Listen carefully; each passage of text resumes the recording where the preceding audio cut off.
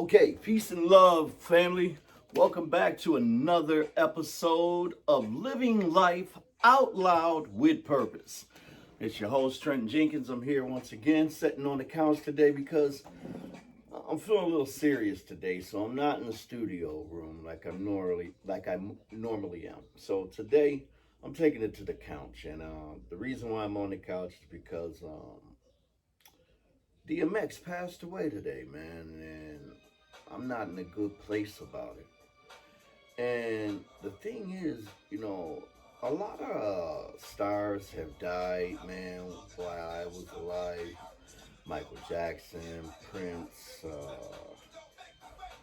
James Brown, man, there's too many, Pop Smoke. There's too many to name, and you know, not a lot of them. Not, I'm not gonna say none of them meant anything to me because they did. A loss of any of our iconic uh, people is, there's gonna be a void. So, you know, um, yeah, I miss all of them. But DMX, man, for some strange reason, I felt such a connection to him. And it's not a strange reason because I know why. And I'm going to talk to you today about it. And I'm going to open up today about it here on the couch.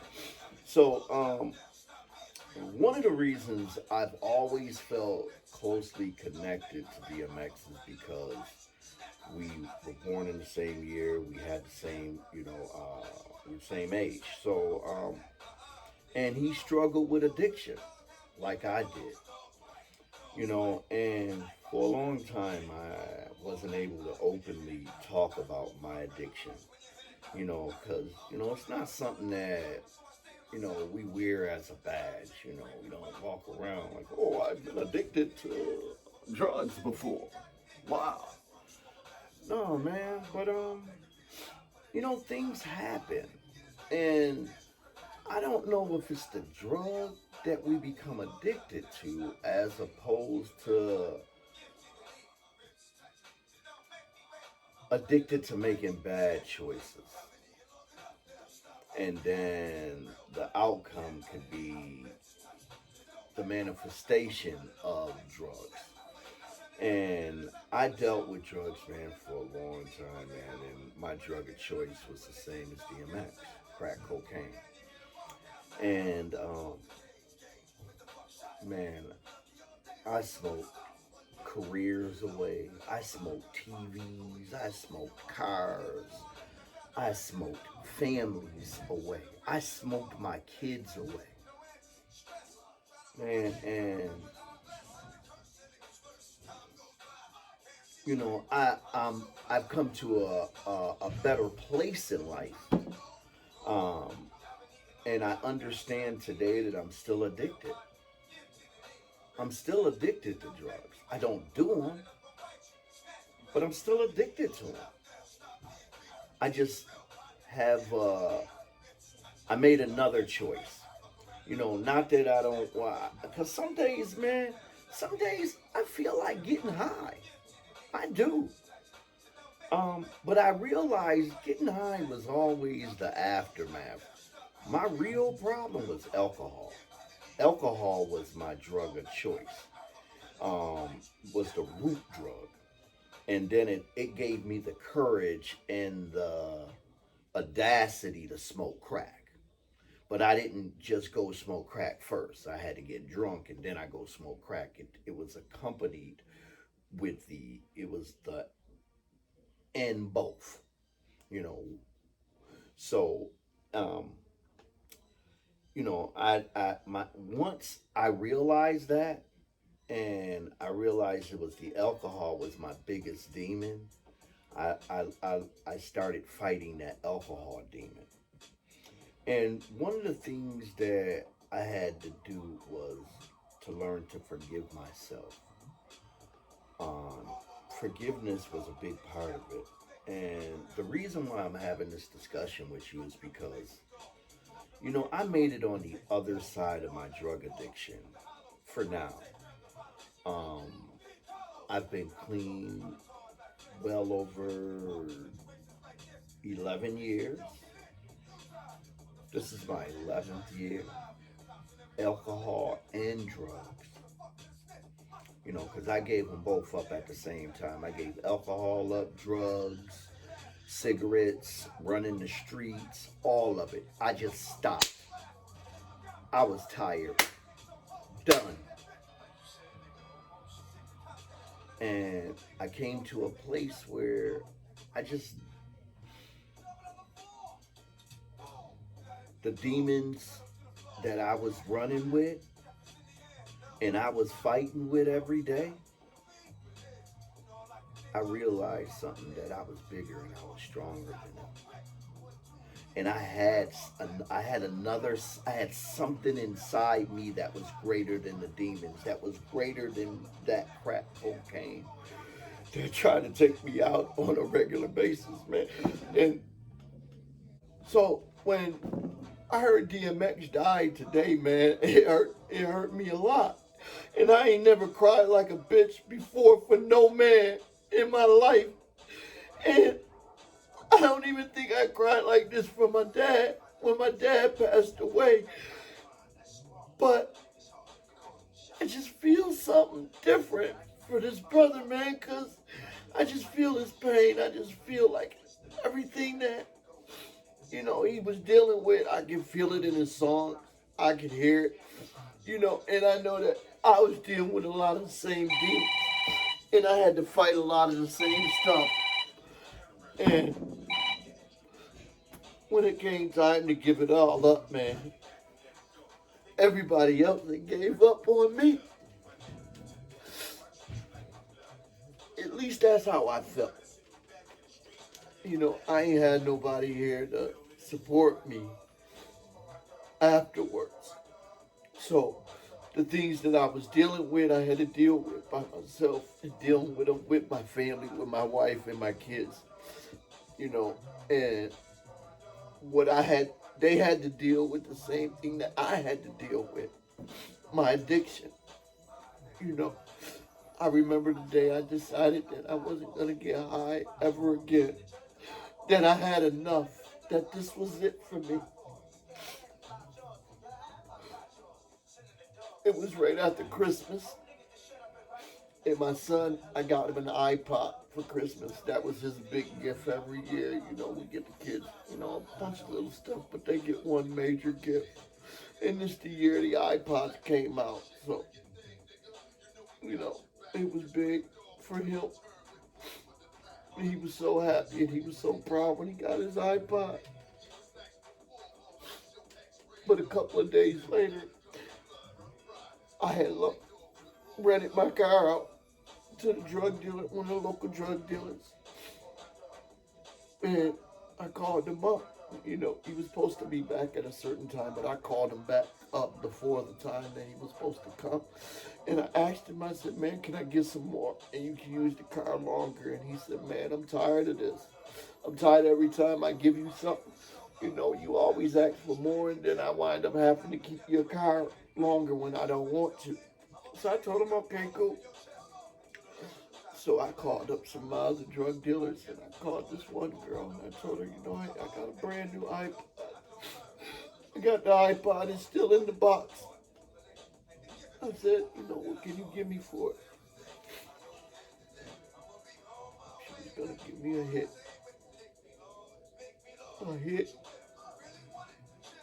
A piece of crap. And I said, okay. I said, all right. Told my son, I said, let me see your iPod, man. I'm going to walk to the store. I just want to listen to your iPod. And he said, okay. He looked at me, he said, Dad, please don't sell my iPod, man. And I said, I ain't going to sell your iPod. Why would I do that? And I started to walk out the house. I'm sorry. And when I got down the stairs, all I could think of was, what am I going to tell my son when I come back in? I'm trying to get my story together because I got to be able to tell him something. And I said, man, look at you. Look at me. I went from making $72,000 a year. When I met my wife, I was making $72,000 a year. I made $1,000 a week, 3 weeks in a row, and on the fourth week, I get another $1,000 and a $2,000 bonus. I kid you not, I made $6,000 a month when I met my wife and got married. Yeah, I was getting high then, but I got so much money. Most people didn't know I got high, and I had so much game, man, and I stayed looking fly, for the most part, unless you was, real intimate with me. You didn't know that was parts of things from me. But, yeah, all I could think is, look at me. I went from making $72,000 a year to now I'm about to sell my son's iPod for a piece of crack. It's Christmas, yeah. And I'm gonna have to come back and explain this to him. So, no, I don't do it. I go back up and I give him his iPod back. And that was it for me. Man, this is all I can tell you guys. And this is the truth. And I swear on everything I love. And if I'm not telling you the truth, it's just because this is the way I remember it. I remember it just like this. I gave my son back his iPod. I took my phone and I reprogrammed my phone so that it didn't have no numbers or anything. I recycled my phone, got it back to factory default setting. Guy came back with my car. I took my keys. I don't even know if he might have wanted to use it anymore. I don't even know to this day. All I know is I grabbed my keys, ran in the house, locked the door. Now, I ain't got no more of these people's phone numbers, no more of my dealer's numbers, man. I'm good. I'm good. I'm good. And I said I'm never going to do this shit again. A couple of weeks go by, and I've been strong. Weak moment, my brother comes over, and I don't mean to put him out there. And he said, come on, man, let's go get high. I got this much money, and that was enough to pull me out of crack retirement. So I went. We left. We went somewhere to go get high, and I took one hit. I promise you, man, on everything I love. I took one hit. I had an out-of-body experience. I could see me mixing with them, they were. I could see everybody happening. Only thing is I was in black and white, and they was all in color. And I knew I didn't belong in this scene. I didn't belong there. And I looked up and I prayed. And I said, God, please, Lord, if you let me make it home safe, I'll never come back to this place in my life again. And when I met that place, I met everything that brought me to that moment. And that was it. I didn't take no 12-step program. I took one step towards God. One. I took, and I started reading my Bible. And I just started flooding my brain with Romans 6. Romans 6. Over and over again. And it just talks about, Romans 6 talks about how if Christ died for us, that we've been forgiven for our sins, and since that we've been baptized and forgiven for our sins, that can we keep on sinning? And it says that we can't. And it goes on to talk about things like that, and it tells me that I'm perfect. And I'm absolutely perfect. That when I walk in Trent, I am imperfect. But when I walk in the Lord, in the spirit of the Lord, I am absolutely perfect, man. So I learned that. And when I couldn't read the scripture, I got my wife to read it to me over and over again. And I just kept flooding my brain and flooding my brain and flooding my brain every time I had a weak moment, a weak moment. And I wouldn't go out the house. And I learned that your association determines your destination. The people you associate yourself with is the people that you're destined to be like. So if you hang around with two crackheads, you're bound to be the third. So, you know, I had to change my association. Everybody that was associated with that part of my life, the drug life, man, I cut them off completely, even down to my brother. I love him, but I had to love him from across the street, man. And it took me a long time until I felt strong enough, until I felt safe to be around certain people or in certain situations. And even to this day, and I'm talking 11 years clean, I still won't put myself in certain situations because, see, I need to see me getting high way down the line. I need to see it happen before it actually happens. I can't wait till the moment comes and then I'm dealing with something and now I don't know how to deal with it. That's how I was built, and that's how I was brought up until that moment, that awakening moment that I had when, like I said, during this awakening moment, I had to realize that I had to forgive myself for all those things that I thought that I wasn't. And one of the things that I thought that I wasn't, one of the major things was a good father. I didn't think I was a good father. And I didn't think I was a good father because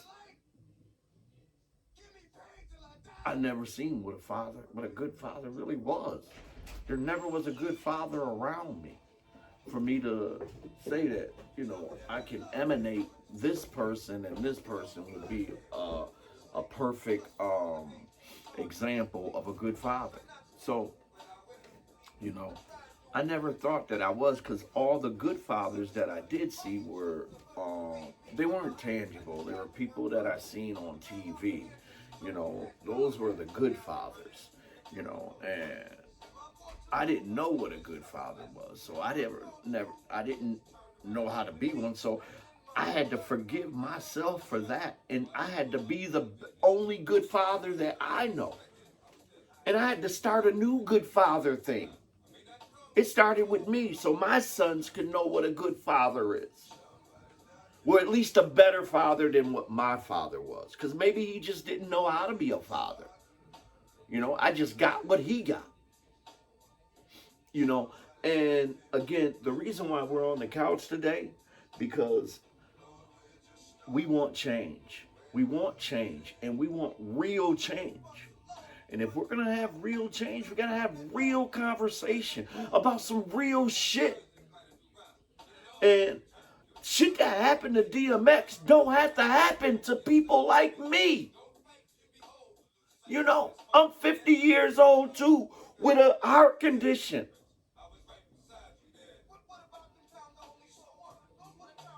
I could be in the same place right now, man. And that's why I'm fucked up about DMX. And he was the realest nigga, man. That nigga was fucking real. He said it. He ain't hide it, man. Motherfucker wasn't trying to act like it didn't exist. Man, I watch all those interviews, man, about DMX today, man, and it just beat me up, man. And I'm just toe up inside, man. So my condolences go out to the Simmons family. I feel really bad for your loss. I lost. I'm gonna change my vernacular for a moment. My sister and my brother both passed away in the past year, so and I was very close to both of them. So, family, I can feel your pain. Very empathetic to what's going on with you, and what you're dealing with right now. And my tears and what I'm crying for, please, y'all, don't take me for some weak person, because I'm not weak. Those are tears of strength, man. And that's strength for me to be able to stand here on the internet and show you, man, my realness. And again, I'm having a conversation so that I can help somebody. If this conversation just helps one person, man, please, please, please pay attention. You know, we don't have all these young, prominent stars that died this past year, man. From this demon drugs, man. It's just overwhelming to me. So please, family, if you heard anything that you like, please like and share this video. If you heard anything that you could make applicable in your life that resonates with you and you think someone else needs to hear, please like and share this video.